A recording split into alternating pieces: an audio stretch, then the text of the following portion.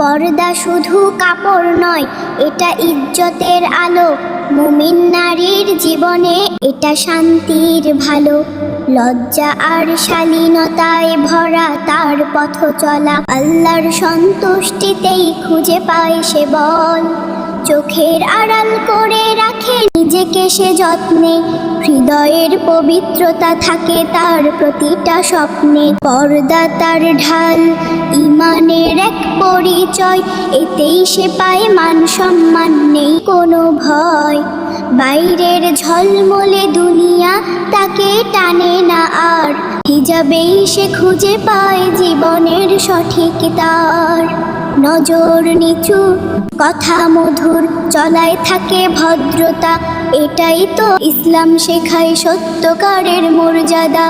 মায়ের শিক্ষা, আল্লাহর হুকুম বুকে নিয়ে চলে, পর্দার ভেতরেই সে সবচেয়ে সুন্দর রূপে ভাসে ফলে। যে নারী রাখে নিজের ইজ্জতকে আগলে, আল্লাহ তার জীবন ভরিয়ে দেন রহমতের আলো জালে। পর্দা মানে বন্দি নয়, এটা তো মুক্তির পথ।